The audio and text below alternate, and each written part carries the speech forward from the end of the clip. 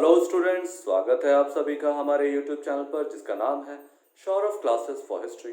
मैं सौरभ आप सभी का अपने इस क्लास में स्वागत करता हूं। आज मैं BA सेमेस्टर 4 के सब्जेक्ट कोड CC9 जिसका नाम है हिस्ट्री ऑफ इंडिया 5 1550 टू 1605, इससे काफ़ी महत्वपूर्ण विषय आप लोगों के सामने लेकर उपस्थित हुआ हूँ। आज हमारी अध्ययन का जो विषय है वह है बाबर। तो बाबर को प्रारंभ करने से पहले स्वाभाविक सा प्रश्न हमारे समक्ष यह उठता है कि बाबर के भारत पर आक्रमण करने से पूर्व भारत की राजनीतिक दशा क्या थी। तो चलिए इस समस्या का समाधान करने का प्रयत्न करेंगे हम आज की क्लास में। तो जानेंगे कि बाबर के आक्रमण के समय भारत की राजनीतिक दशा कैसी थी। तो बाबर जिस समय भारत पर आक्रमण करने की योजना बना रहा था उस समय भारत अनेक छोटे छोटे राज्यों में विभक्त था और ये राज्य आपस में हमेशा लड़ते झगड़ते रहते थे। देश में कोई सार्वभौमिक सत्ता यानी जिसकी मान्यता सभी राज्यों में हो ऐसे कोई बात नहीं थी। सभी राज्य अपने अपने अधिकारों की वृद्धि के लिए आपस में लड़ रहे थे और कोई भी संगठित शत्रु का सामना करने के लिए तैयार नहीं था। भारत की राजनीतिक दशा के संबंध में बाबर ने भी अपनी आत्मकथा तुजुके बाबरी में कहा है कि उस समय भारत में 5 मुस्लिम और 2 हिंदू राज्य थे। दिल्ली, मालवा, बंगाल, गुजरात व बहमनी राज्य मुस्लिम शासकों के अधीन थे तथा मेवाड़ और विजयनगर हिंदू शासकों के अधीन था। बाबर का कथन सही है कि 16वीं शताब्दी के आरंभ में भारत ऐसे राज्यों का समूह था जो किसी भी आक्रमणकारी का जो उसे विजित करने की शक्ति और इच्छा रखता हो सरलता से शिकार हो सकता था। अब हम इन राज्यों को एक एक करके जानेंगे कि इन राज्यों की आंतरिक स्थिति या राजनीतिक स्थिति कैसी थी। सबसे पहले हम दिल्ली को देखेंगे कि बाबर के आक्रमण के समय दिल्ली सल्तनत में इब्राहिम लोदी शासन कर रहा था।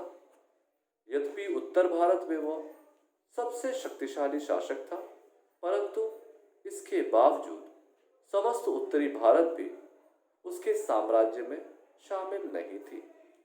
दिल्ली के अंतर्गत पंजाब, दोआब, जौनपुर, अवध, तिरहुत, बिहार और बुंदेलखंड के ही कुछ भाग थे।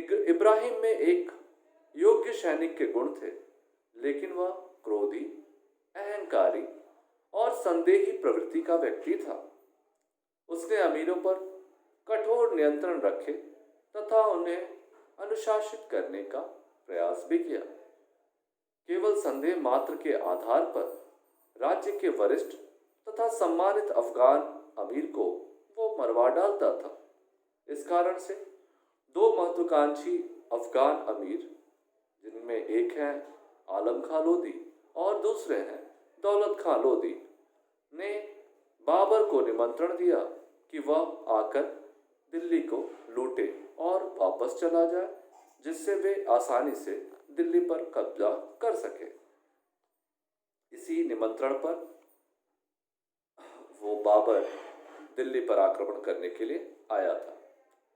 दिल्ली के बाद हमारा जो दूसरा महत्वपूर्ण राज्य था वह था मेवाड़। बाबर के आक्रमण के समय उत्तर भारत का दूसरा महत्वपूर्ण राज्य मेवाड़ था। बाबर के आक्रमण के समय मेवाड़ पर राणा सांगा का शासन था। राणा सांगा राणा संग्राम सिंह के नाम से भी प्रसिद्ध थे। राणा सांगा एक महान योद्धा थे। अपनी विजयों से उसने मेवाड़ को और अधिक शक्तिशाली बना दिया था। वह मेवाड़ के गौरव और शक्ति का चरम काल था। उनकी महत्वाकांक्षा राजपूत शक्ति का आगरा और दिल्ली में भी विस्तार करने की थी। इसी उद्देश्य की प्राप्ति के लिए उसने बाबर को भारत पर आक्रमण करने के लिए आमंत्रित किया। संभवतः उसे आशा थी कि इससे लोदी सल्तनत पूर्ण रूप से दुर्बल हो जाएगी और आगरा दिल्ली पर राजपूत नियंत्रण स्थापित हो जाएगा। खनवा के युद्ध में बाबर को राणा सांगा से युद्ध करना पड़ा। भारतीय इतिहास में के युद्धों में यह एक निर्णायक युद्ध था। तीसरा जो महत्वपूर्ण राज्य है वह है मालवा। बाबर के आक्रमण के समय मालवा में खिलजी वंश का महमूद द्वितीय शासन कर रहा था। मालवा फिरोज तुगलक के काल में दिल्ली सल्तनत से पृथक हो गया था और वहां के तुगलक सूबेदार दिलावर खां ने गौरी ने अपनी स्वतंत्रता की घोषणा करके गौरी राजवंश की स्थापना की थी। 1435 ईस्वी में गौरी वंश के स्थान पर खिलजी वंश की स्थापना की गई। महमूद द्वितीय 1512 ईस्वी में गद्दी पर बैठा था। उसके शासनकाल में राज्य की संपूर्ण शक्ति मेदिनी राय के हाथों में थी। उसने राज्य के समस्त उच्च पदों पर राजपूतों को नियुक्त किया।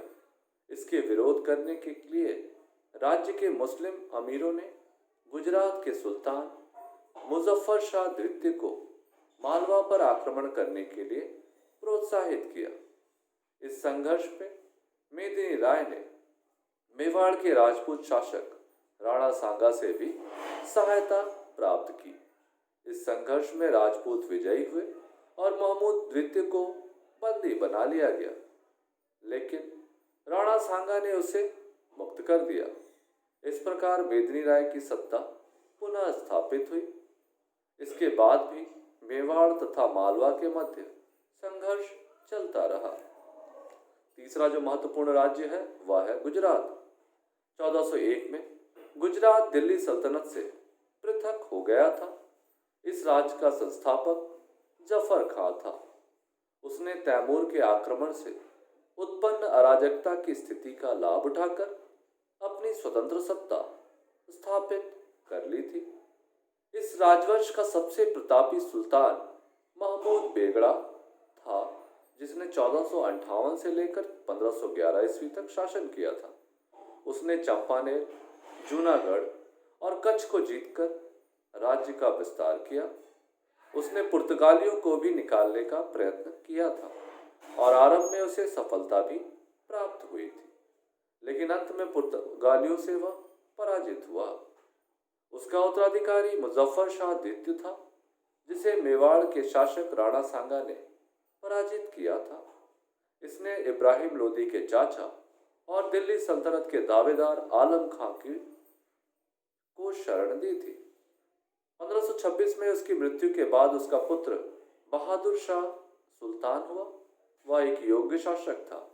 उसने बाबर के पुत्र मुगल सम्राट हुमायूं से युद्ध किया और उसके विरोधी मिर्जाओं को शरण दी।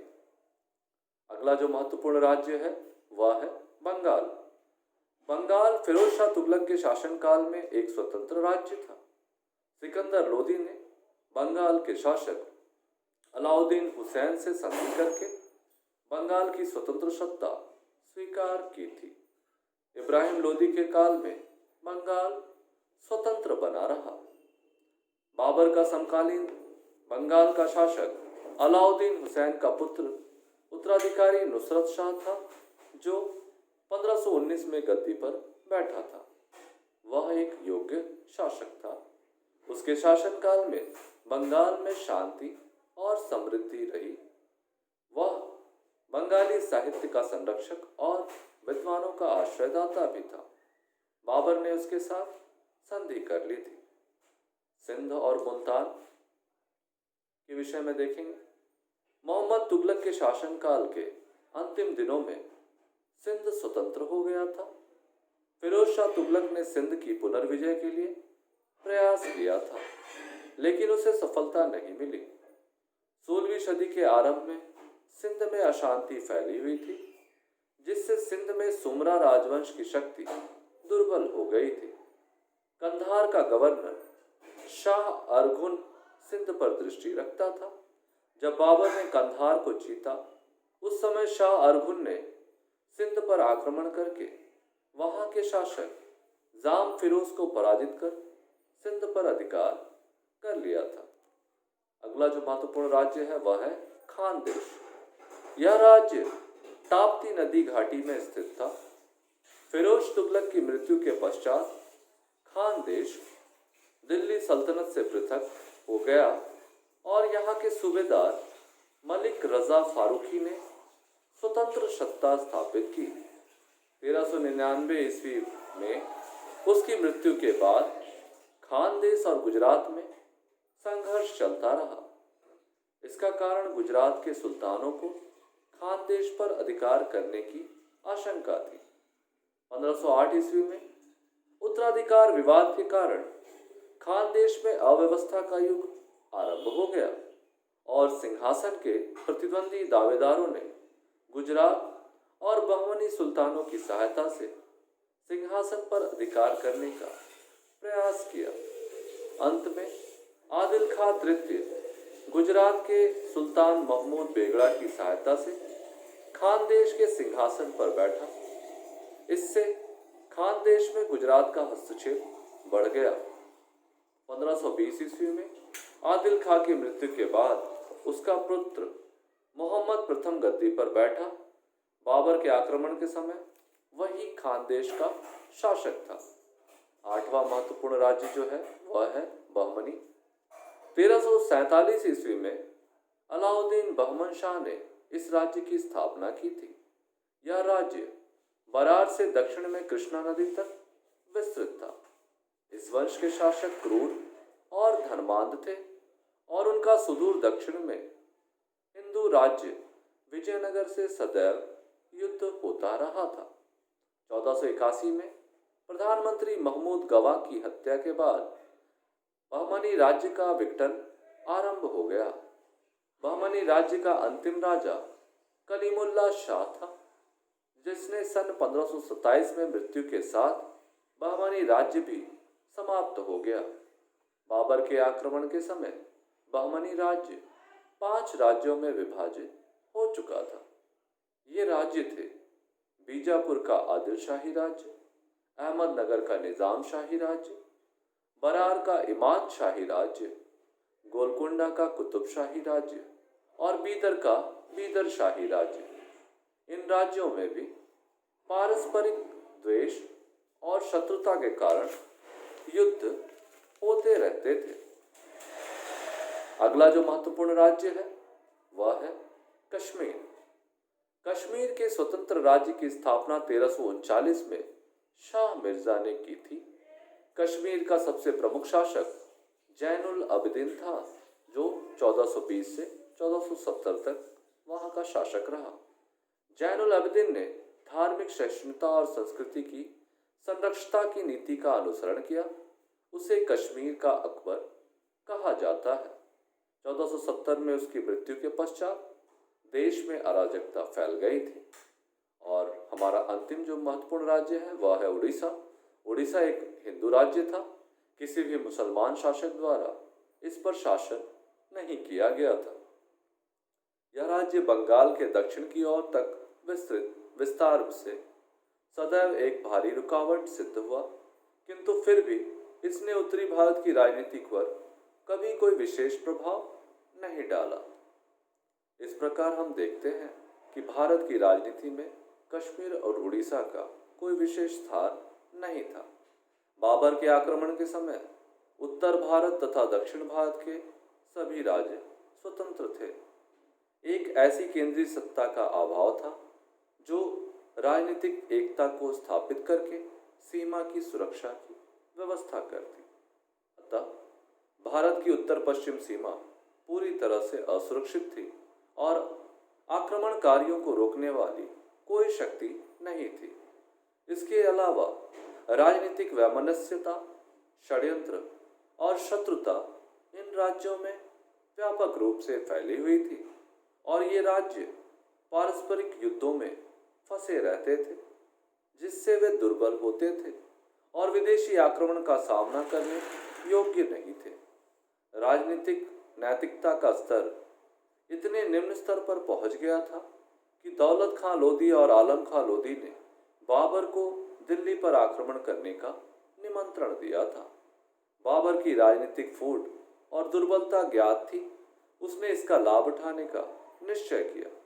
यह ध्यान रखने योग्य तथ्य है कि उत्तर पश्चिम सीमा की सुरक्षा लोदी सुल्तान का कर्तव्य था और उसी की सीमा अधिकारी आक्रमणकारियों से मिले हुए थे। इस पर राजनीतिक फूट ने बाबर का कार्य सरल कर दिया और उसका दृढ़ता से प्रतिरोध नहीं हो सका।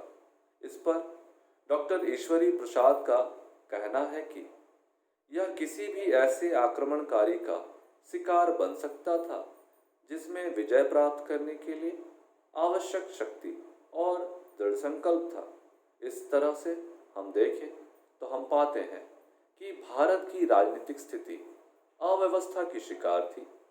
दिल्ली का शासन इब्राहिम लोदी के शासन के अंतर्गत था, लेकिन वह समस्त उत्तरी भारत को भी एकजुट करने में असफल रहा था। इसके अलावा अनेक छोटे छोटे राज्य बिखरे पड़े हुए थे, जहां अलग अलग राज्य के शासक शासन कर रहे थे। ऐसी अव्यवस्था की स्थिति में बाबर को भारत पर आक्रमण करने का न्योता भी दिल्ली सुल्तान के अधिकारियों की तरफ से प्राप्त हुआ। इसलिए बाबर ने पूरी ताकत से दिल्ली पर आक्रमण किया और वह इब्राहिम लोदी को पानीपत के प्रथम युद्ध में पराजित करने में सफल रहा। कुल मिलाकर हम इस प्रश्न का निष्कर्ष देखें तो यह स्पष्ट होता है कि भारत की राजनीतिक अस्थिरता और राजनीतिक एकता के अभाव के कारण वहाँ बाबर भारत पर सफलतापूर्वक विजय प्राप्त करने में सफल रहा और उसने यहाँ एक नवीन राजवंश की नींव रखी, जिसने लगभग 300-350 वर्षों तक भारत पर शासन किया। तो यह इतिहास का काफ़ी महत्वपूर्ण अध्याय है और हम इस विषय को यहाँ समाप्त करेंगे। मैं उम्मीद करता हूँ कि आपको यह विषय रोचक और समझ में आ गया होगा। यदि आपको इस विषय से संबंधित कोई भी सवाल हो तो आप हमें हमारे कमेंट में लिखकर भेजें। तो इसी विश्वास के साथ मैं आज के विषय को यहाँ समाप्त करूँगा। घर पर रहें, सुरक्षित रहें और पढ़ते रहें।